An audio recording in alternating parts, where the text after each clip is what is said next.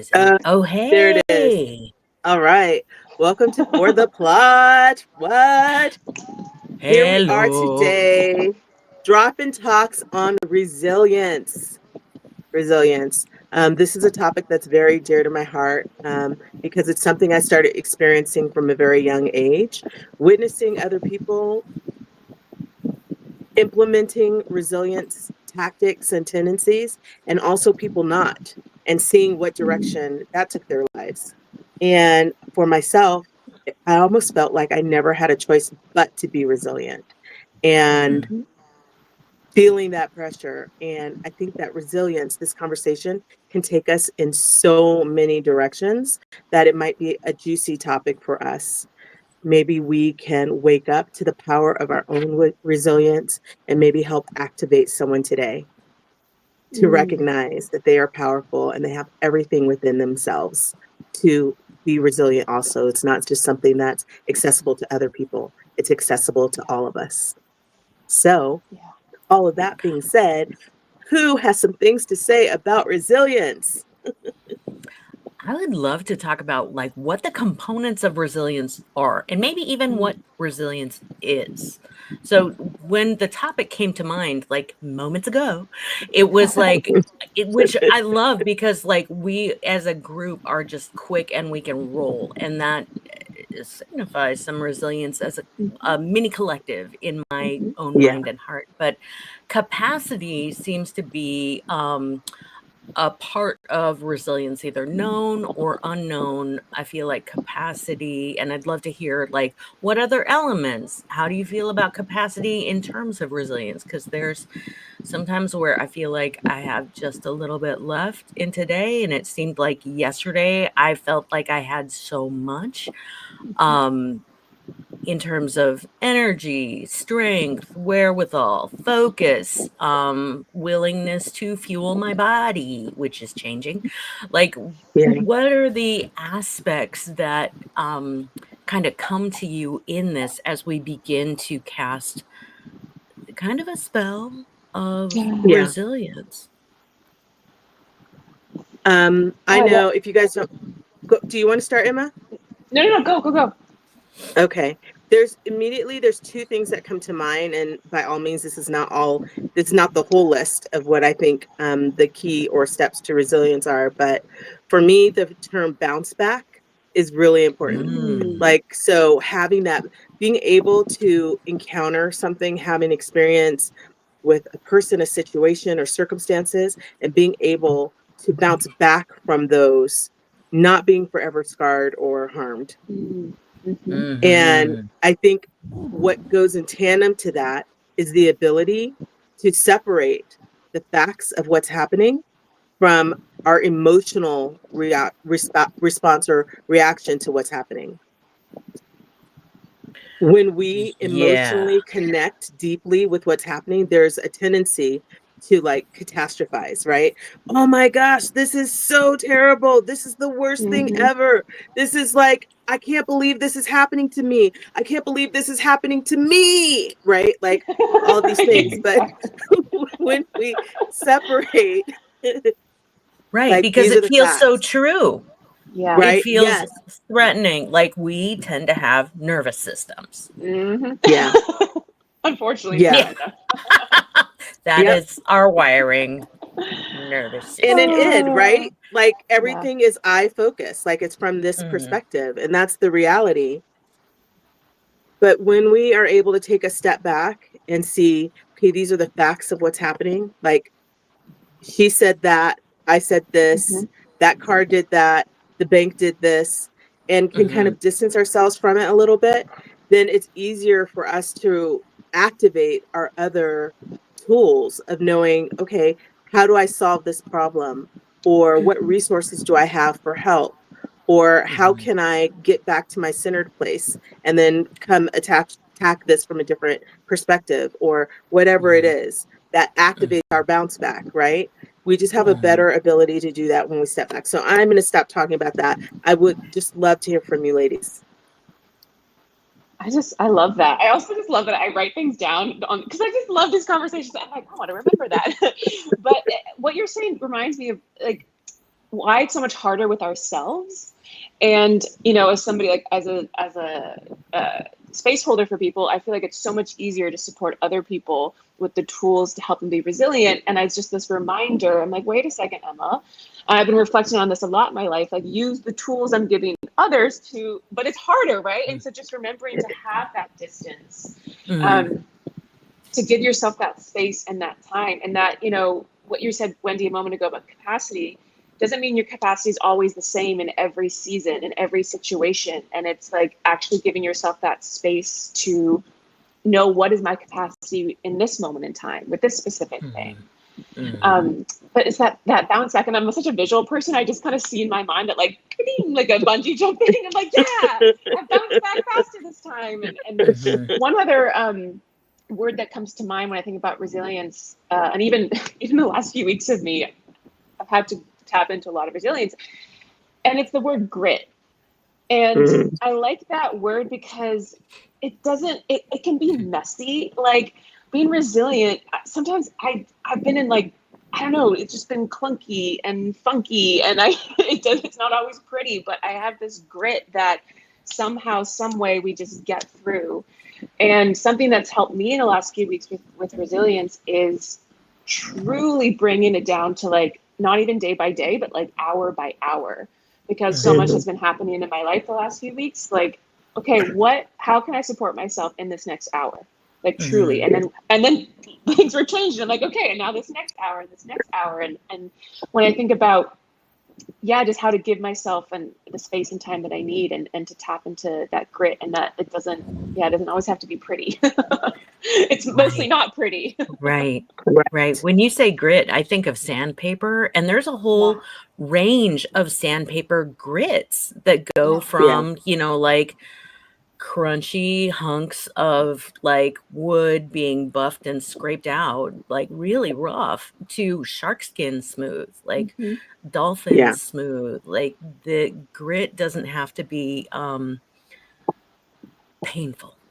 Right. Yeah. It can be refining or subtle. Like how refreshing. Yeah. Oh, I love that, Emma. Raquel. Yeah, I think I love this topic. Yeah, I love this topic. I think I've been resilient since my birth. Even when I was born, I had to survive. So I had to be resilient, you know? And I think resilience comes and it depends for each person. It's like a scar that you are adding to your body, or like a muscle. So you become stronger. So some people have more resilience. Some people have less resilience. And the way I see it and the way I've faced life is just keep going. So I've never thought too much about it. I just have to go. And I think Coco Kali said, the way you see the situations, the way you face. I have one of my cards in tarot. So life is like, it depends how you react to facts. And not victimizing yourself. And I watched Toastmaster speech once. It's incredible. I took that message for life. What's my next right move? The situation is there, but what's my next right move? I have to keep going. There were a few situations that broke me, or took me longer to recover and to comprehend. But I don't have a choice. I have to keep going, you know. So resilience, and I deal with people, and my students, they're all resilient because they are refugees, and it's incredible, like how resilient they are, and they not even think to the totality of their suffering. They just have to get out, and they just have to keep going. So they're extremely resilient. This is never the destination, is this one moment, right? That's something that kind of helps me out, is like, I love what you were saying, Raquel, about like, we don't have a choice. Like, I don't have a choice, and we can adopt that, and we can not adopt that for certain moments where it's like, I do have a choice, and dang it, I'm sitting right here and I'm going to pout for like however long until I work it through. And then I'm going to get back in my own game. Like we don't have the game. Like we are, I feel, going to a more specific internal awareness is my hope, for all of us in order to have a more global approach to life and sharing the planet. Wow, that just went deep really fast. Can you talk about, Wendy, like more about giving yourself that space to like feel the feels, like be in that, but then also be mindful of like not choosing to stay in that place, but giving yourself that pathway to like activate out of it. Yeah, there are some things that this is about just attenuating, and some of the hardest work it's going to be for me has been telling myself the truth about my own experience working with my body. So there was a particular rough season that had to do with a really hard breakup. And I found myself in the grocery store wanting to curl into the fetal position in one of the like processed food aisles. Like that was not the time for me to like curl up on the floor in the grocery store into the fetal position. If I was going to go literal, like that was not the moment for me to do that. Although everything in my awareness and multiple systems was like, you cannot. And right now, like we're in trouble. So what I could do was like just wander around for a minute. Just wander around for a minute. You don't have to buy anything. You don't have to get anything, because I couldn't make a decision in that moment. And it felt very public and very scary, not dangerous, but very scary to me, because I was like, what is going on? I think I'm having an out of body moment. So, but the truth of it was I needed to get somewhere safe. And in order to do that, I had to start moving my body. So it wasn't even baby steps. It was incremental movements. And I think, similar to what Emma, you were saying a little earlier about what's my next, like, what is the work of the day? Raquel, you mentioned this about like, okay, what is Coca-Cola? What is my next right move? And like, how do I get myself to a place where I can just exhale, come to a stopping point? Full and complete stops are not always, things that we love. In cars in California, like I grew up in California with the California roll through, which I don't recommend. But at the stop signs, I'm like, yeah, we're not, no, but like allowing it to come to a full and complete stop is like really letting yourself complete a cycle. So like rebooting, whatever that looks or feels like, I recommend having like 3 or 4 different ways of rebooting your system.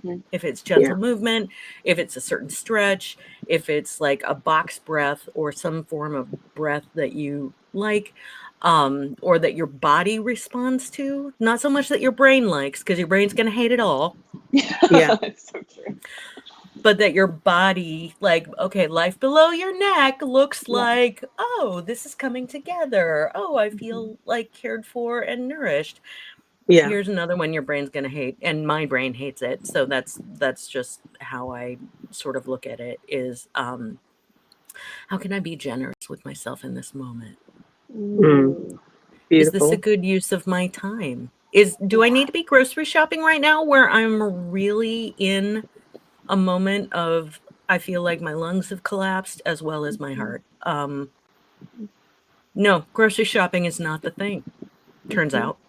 Like there may be a push from somewhere above my neck that's like, you want to get groceries.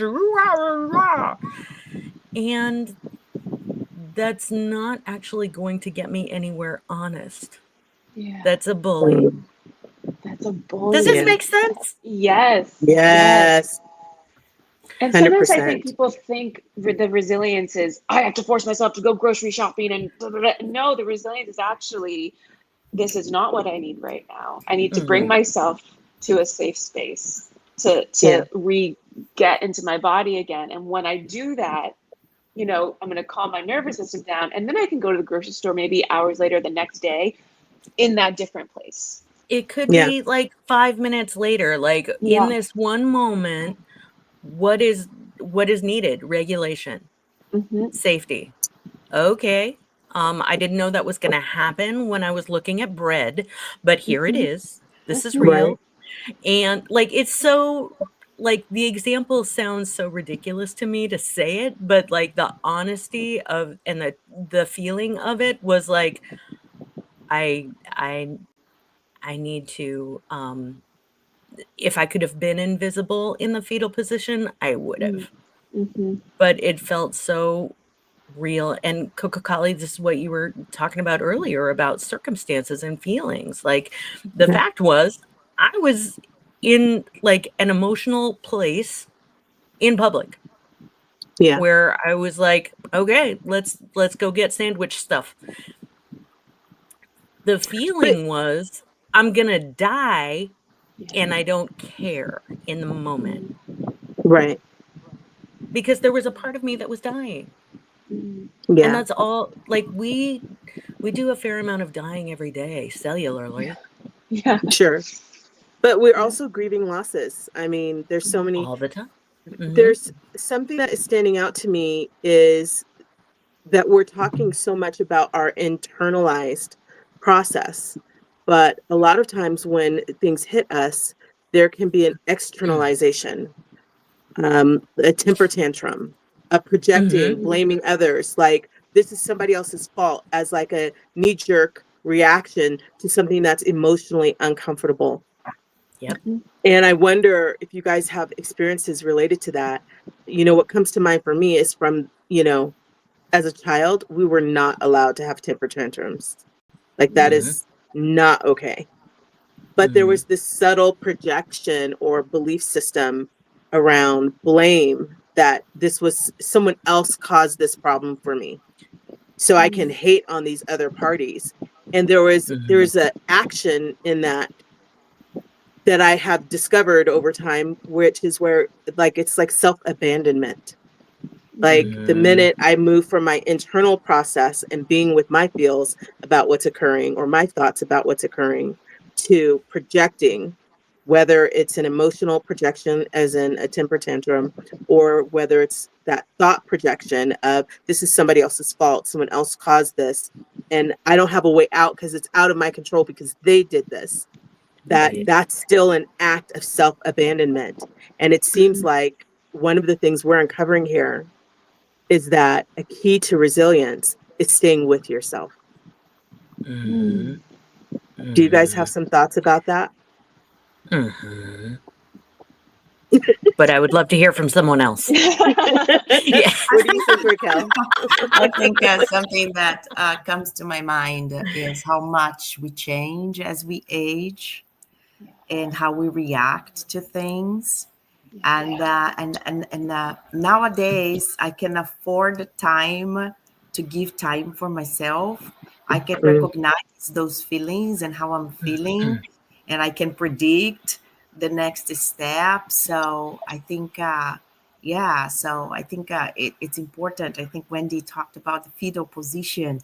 I have to sleep, so I just have to go to bed in the fetal position, and I have to take a deep nap so I can wake up with ideas, because I just can't think when things happen.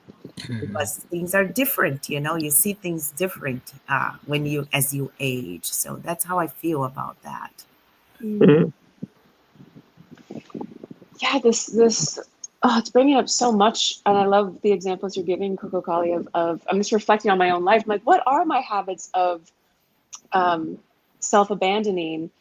Less temper tantrum, more, I think, in my past, disassociating or distracting.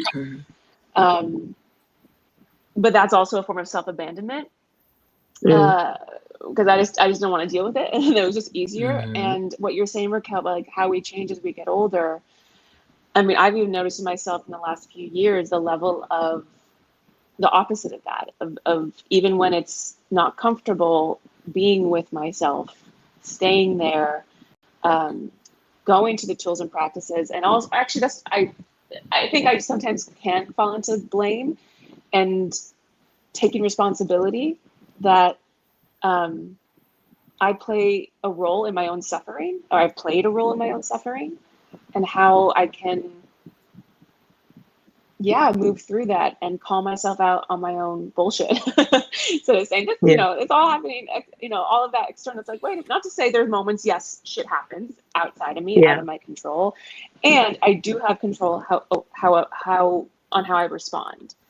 There was a thought I just had about, to kind of rewind a minute, but kind of what Wendy, you were saying before, even Coca-Cola, your question about the balance of being with our feelings and then moving into resilience.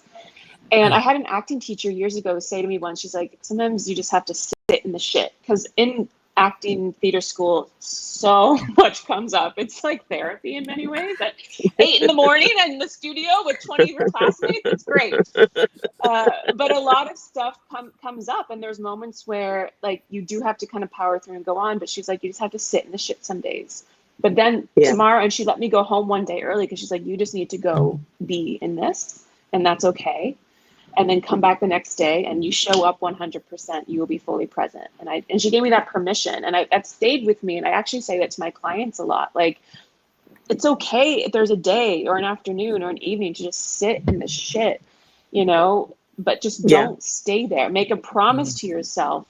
Okay, maybe I'll feel like, woe is me and this sucks, and blah, blah, blah. The next day, get back into action. Get back into that grit again. What about people who are too busy?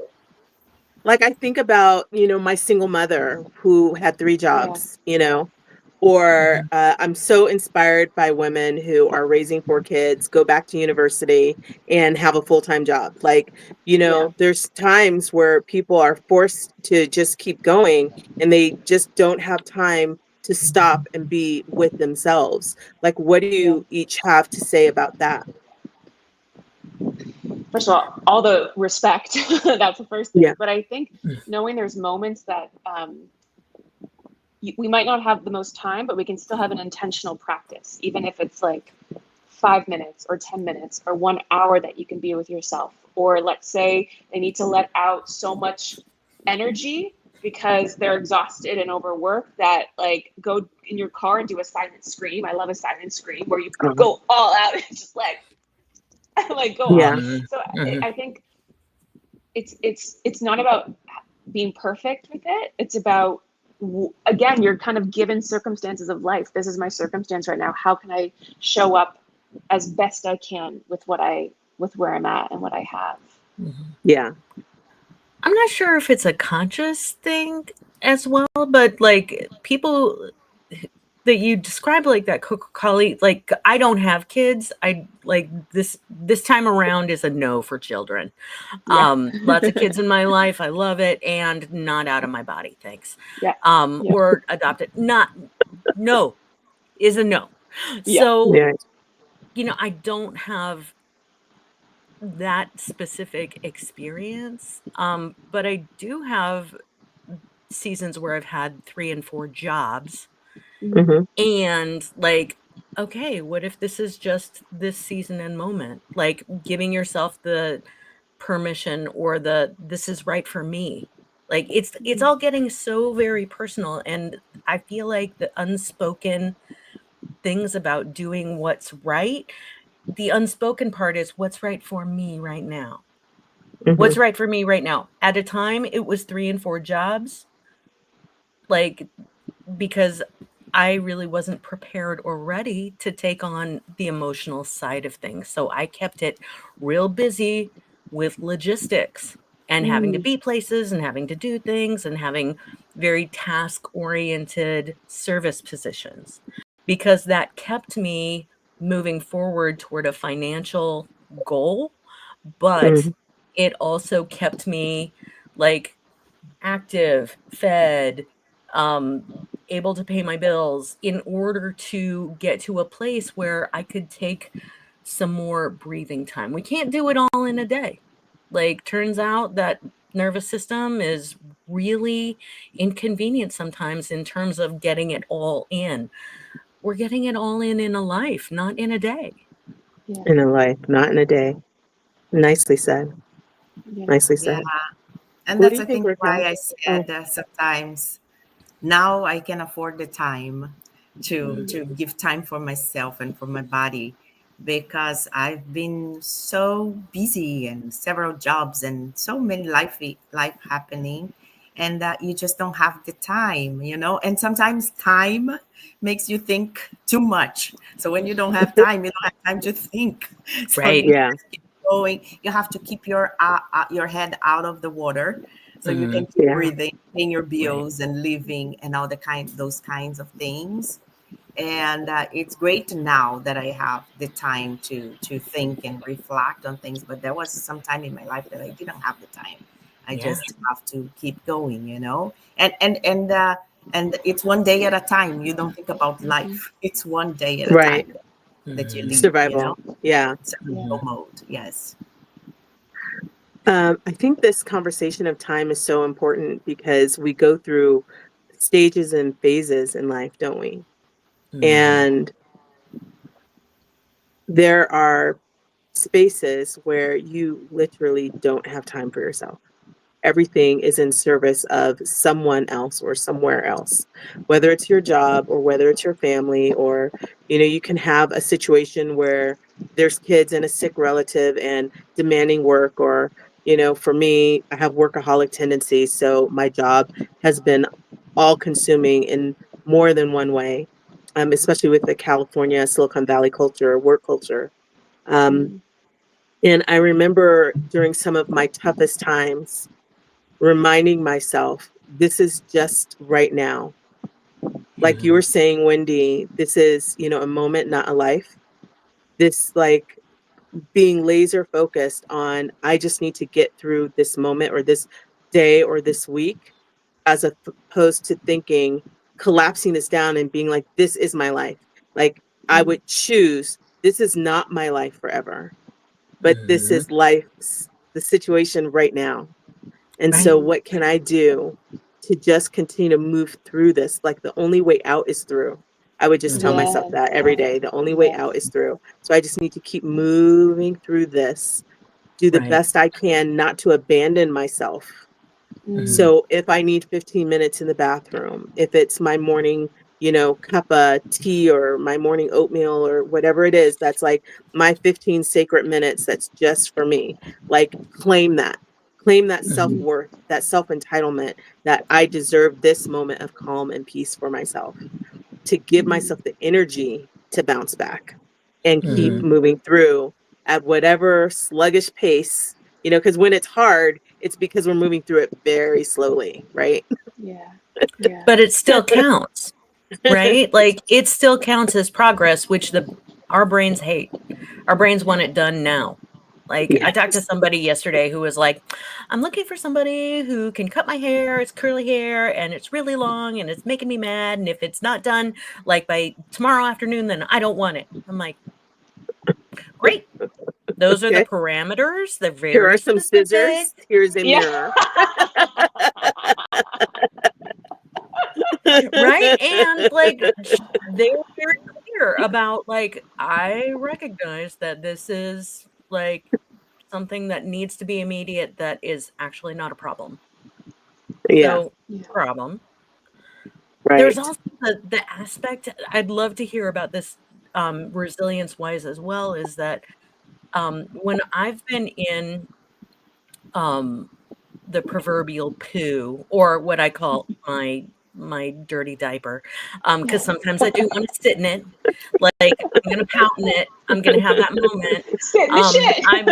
I'm like, Right. I may not have kids, but sometimes I am a kid. Like, how did I choose this? Including my beliefs, including my feelings, like, from a high emotion place, my thinking is not good. So Mm. like high emotion, low intelligence. Right? Right. Is like those are not chocolate and peanut butter together. That's high emotion, low intelligence. Those are two different things.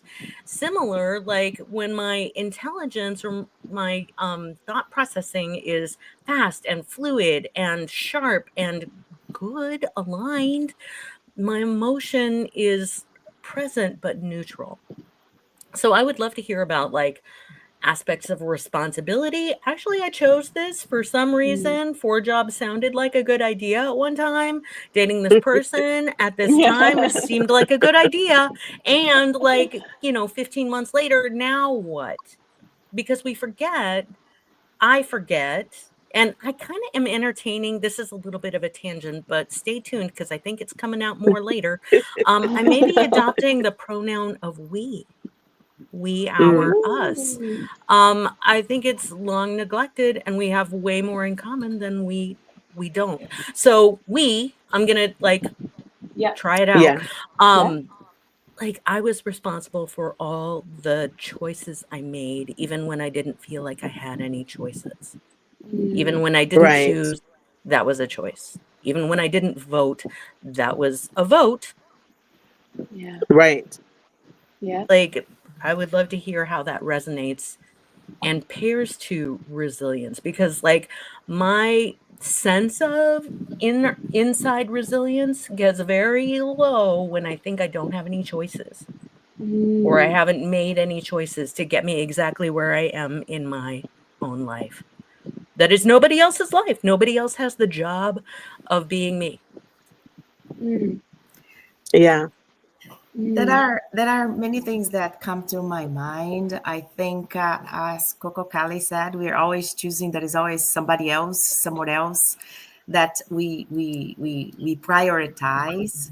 And then when we understand that we have to be a priority too, so there is all Mm. those feeling of guilt. So I felt guilt so many times, especially as a teacher. Teacher works 24 hours in the mind. You're always thinking about something. So that guilt. So nowadays I am in that. I am not sorry. That's time for myself. Right. Chose to Mhm. be I am fortunate to be able to be a mother at this age, but I decided no, I need time for myself. I'm not going to be that mother like, oh, it's all for her. So that is sometimes that I put her there and I said, now it's my time. Yeah. Yeah.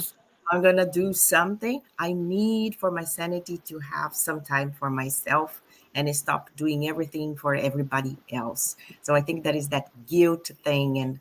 And our first topic was like a second. I'm not sorry. I don't feel sorry. Yeah. So I think about Yeah. myself.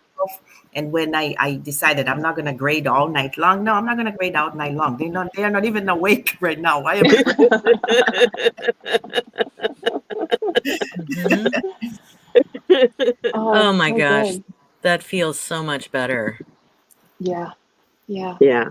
I think I've been reflecting even again referencing the last few weeks. So I've had an intense last few weeks.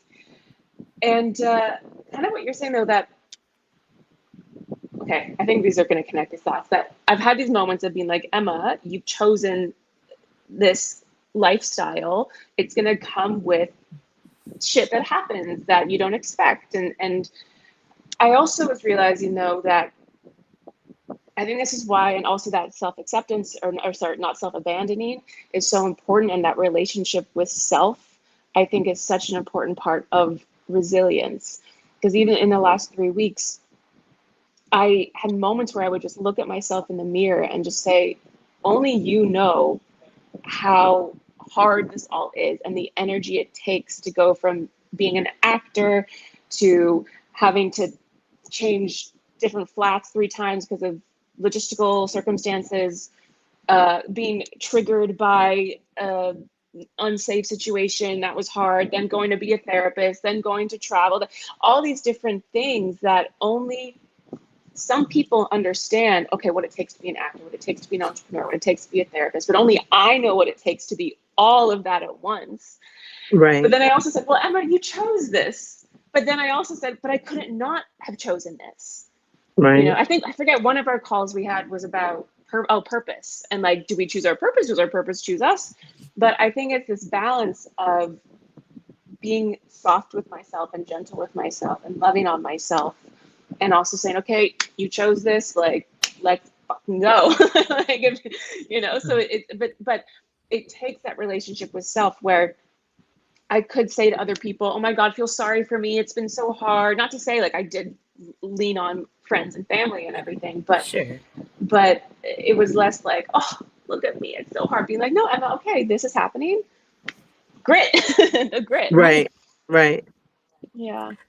Do you ask yourself, like, for everybody, do I still want this? Yeah. Do I still want this? Am I still going for this? Is it time to, like, merge somewhere else? Exit this freeway? I've been thinking about other that waters a lot lately. Yeah. And I think like my life go goes in on. cycle. Every 5 years, Cycles. I think I stop and say like, no, I don't think suddenly I'm not in love anymore with this thing. And then I've changed my course of life frequently. If you think every 5 years, like, no, I want to do something else. And when I'm done with something. Yeah, I'm done, just done. Mm-hmm.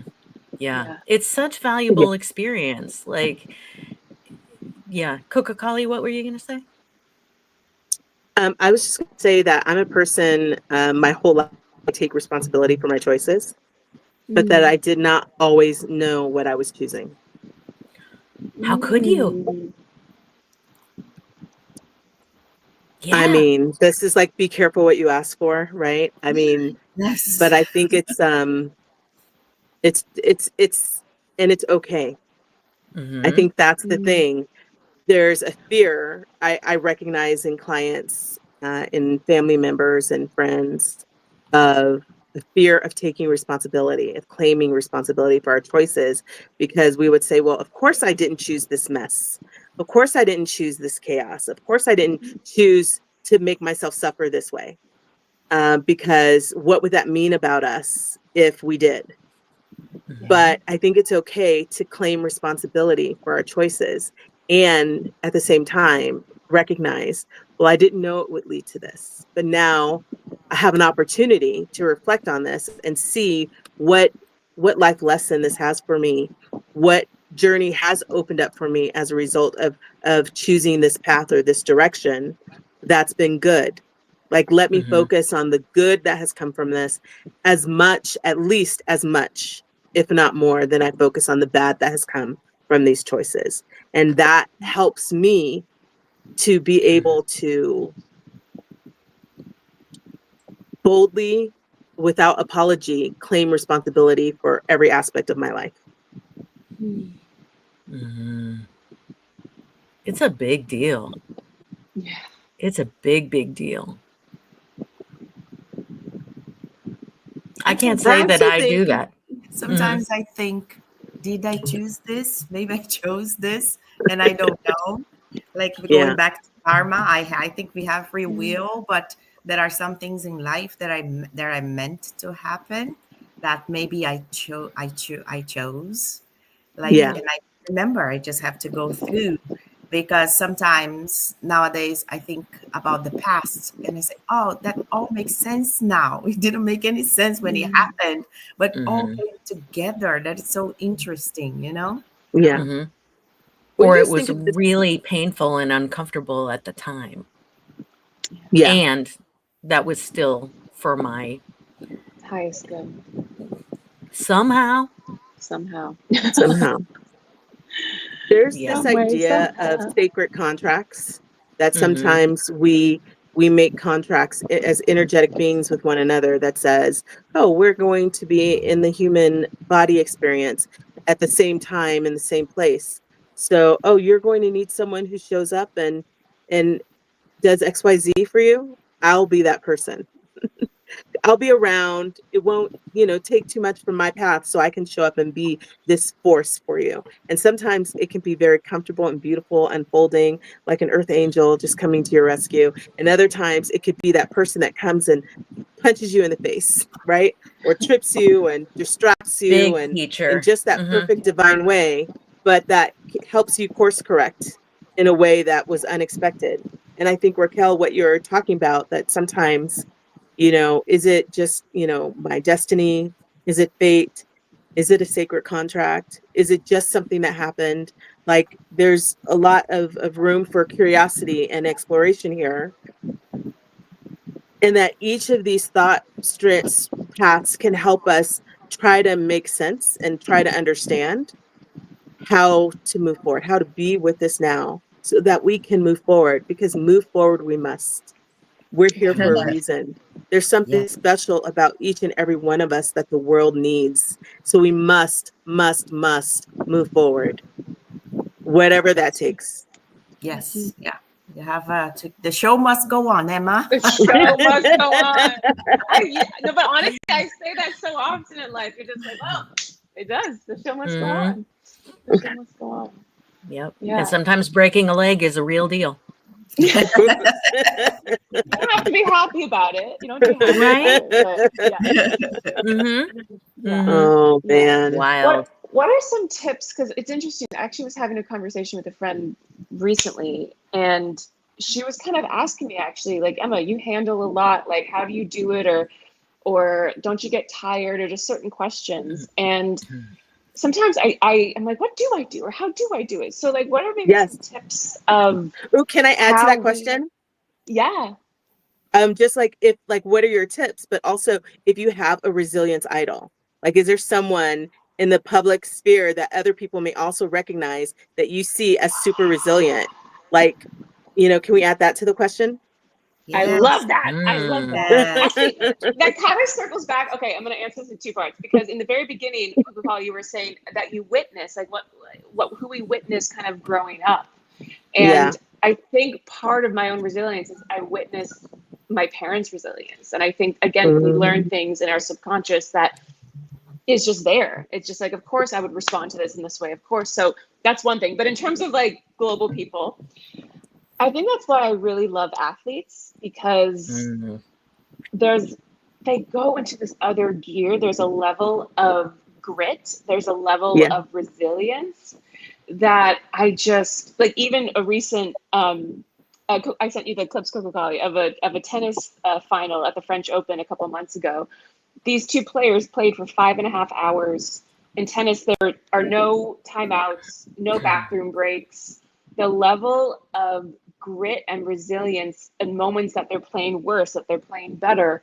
I just look to athletes a lot in that level of, you're exhausted, you want to check out, you go into another gear, like you just keep going in some way. And I don't know I work with athletes as well, so I always love picking their brain. It's like, let's brainstorm together how we do that. Actually, one of the ways I think is finding your heart's why. Moments that I'm exhausted or I want to give up is like my why. Why do I do this? Like, what is my bigger reason? Yeah, that's beautiful. It's beautiful. And I think that's interesting you mentioned that, because sometimes when you are living something hard, I try to think about people who went through that, like to learn some lessons. And talking about my idol, my mom is very resilient. But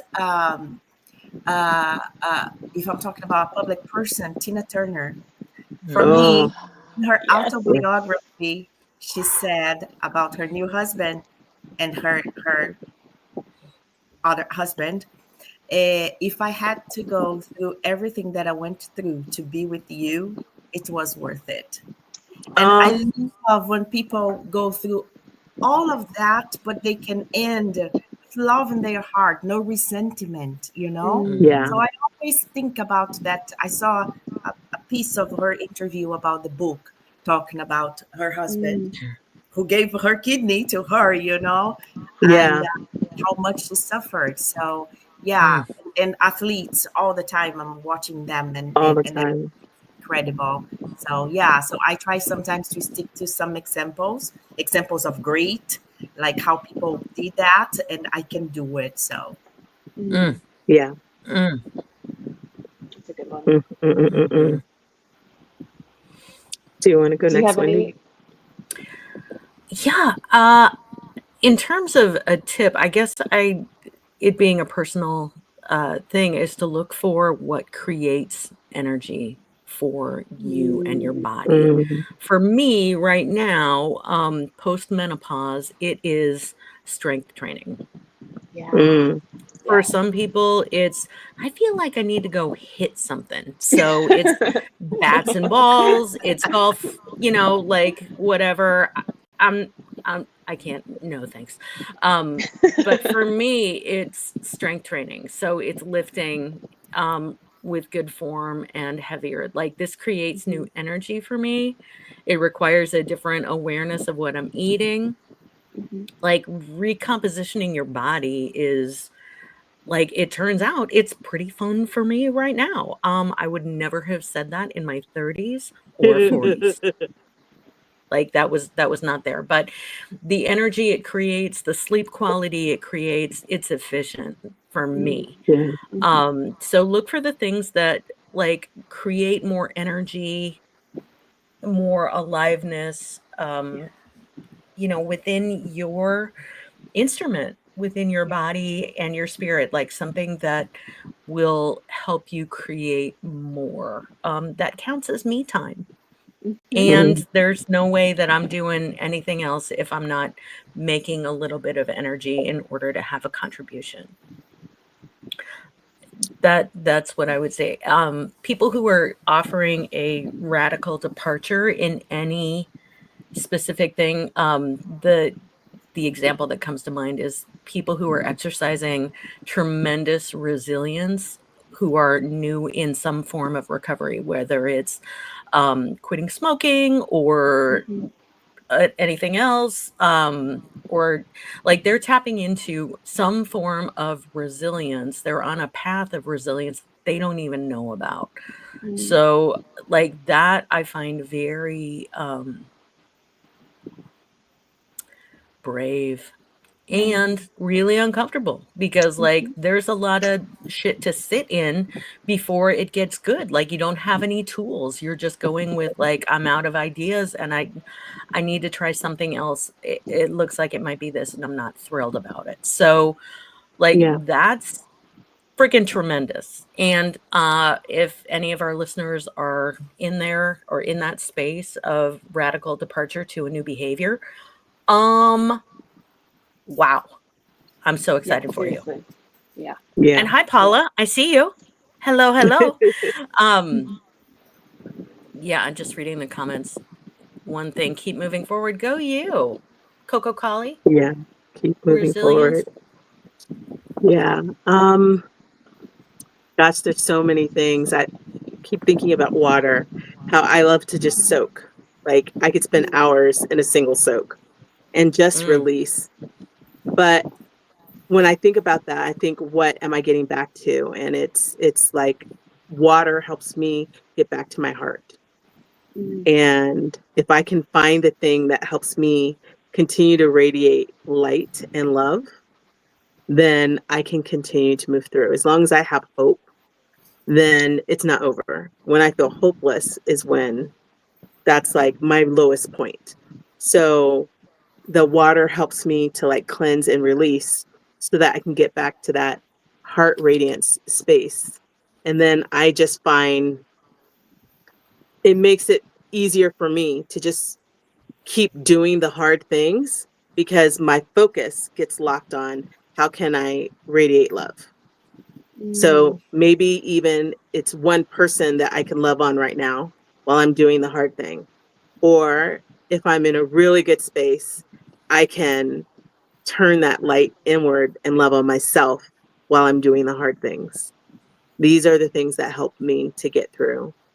And it does make me think about one of my favorite resilience idols, which I feel like I should mention. I want to give a mention, an app mention to Brene Brown and her work on vulnerability and resilience and the research that she has done to help make this conversation an everyday already conversation to help people understand you are not alone. We are we all experiencing these things. So I would like to give a shout out to her. But my favorite resilience icon is Maya Angelou. The fact that she's gone through so many stages of life and then found a way to share that with heart and soul so that we all might benefit and see in her story that we too can be resilient, I think is just really powerful and beautiful.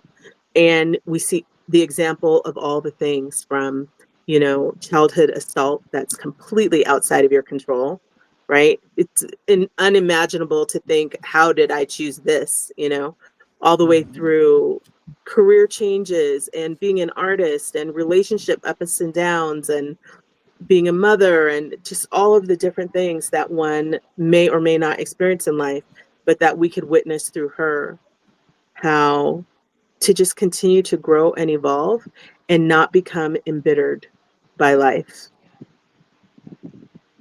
but to get to know yourself in a more soulful, centered, beautiful way that reminds us all we have something to share. I love this comment from Polly here, and kind of what we're talking. Sorry, I'm like, I saw this comment. I saw where the comments are. But kind of what you're saying, and I think what we've all been talking about is just not giving up, like that moment of the only way out is through. The only way out is through.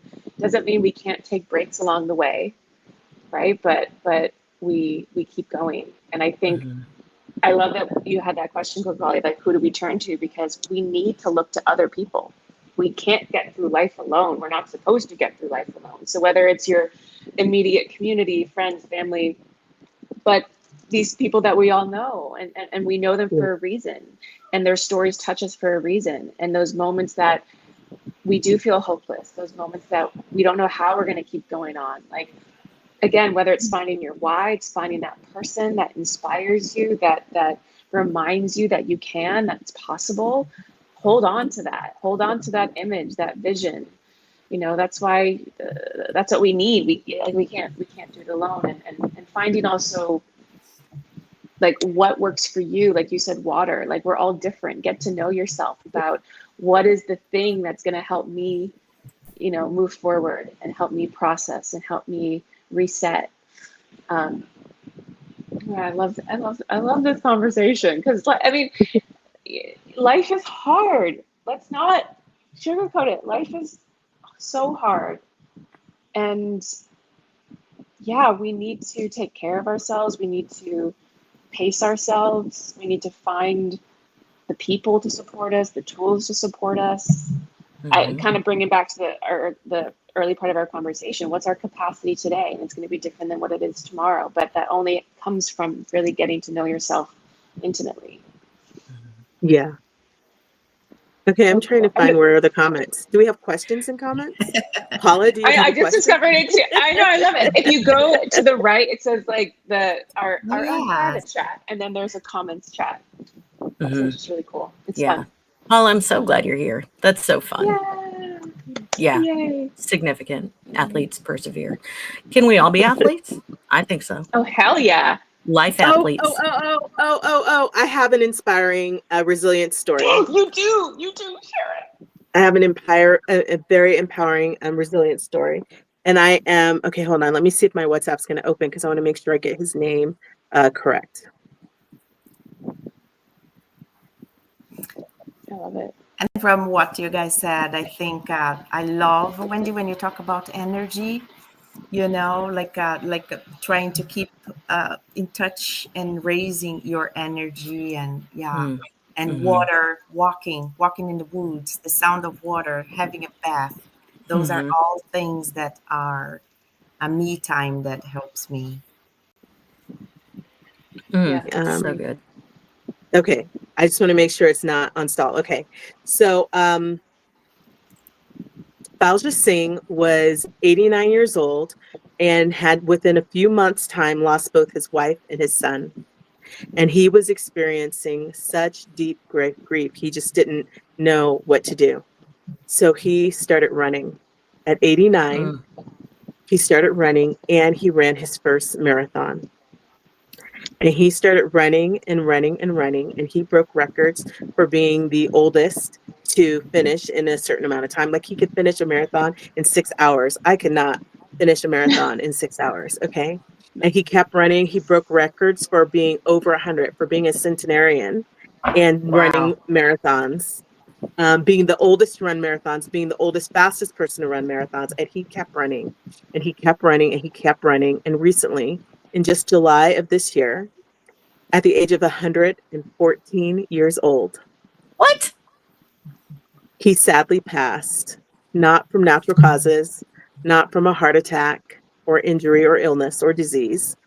He passed because he was hit by a car. Oh, man. Now, I just think this is such an incredible story of light and love and the power of resilience. Like finding your way, like you're saying, Wendy, exercise is turning into a tool for you now at this stage of life. You know, this was something that he turned to at such a late stage, and it caused me to think, where am I saying I'm too old or not good enough or not educated enough or don't have enough money or don't, like, whatever it is, let me put all those excuses aside and be inspired by Bao Singh and know that at any age, at any time, we can start something and let our radiance continue to shine through, even if that something is born out of the deepest grief. Amazing. Fantastic. So inspiring. Yeah. Yes. Good one. Good one. I just want to keep saying his name because, I mean, one, we could focus on the sadness of 114 and he gets hit by a car. And maybe was good because it was now then a quick exit at this point rather than deteriorating through illness or disease of some kind. But his story, I mean, it's that, and getting back to that we-ness, if this person can set this example, what example might I be able to set for myself or for others? I mean, not giving life. up. Yes. Yep. Well, life really shows us how capable we are. Yeah. But we can't really see it. We're through it. That is a question. Was he hit while running? No, he was visiting. I think he was Canadian, and he was visiting India. And so he was just walking down the street, and some hit and run driver, hit him and then took off. Probably thinking they were just hitting another, old man. No one will, care, or let me just get out of here. But it turns out this gentleman was an inspiration for, I mean, how many more years is that? First of all, 114 is tremendous on its own. Wow. Yeah. Wild. And he was still a runner. He was still running. He was still racing marathon, and not just running, but marathons. I know. Yes. Yeah. That's amazing. Incredible. That's amazing. Yeah. Thank you for sharing it. That's wonderful. Great way of like sharing his story is a nice ending to this conversation. Yeah. And let us honor ourselves. Like, we each are a Fauja Singh.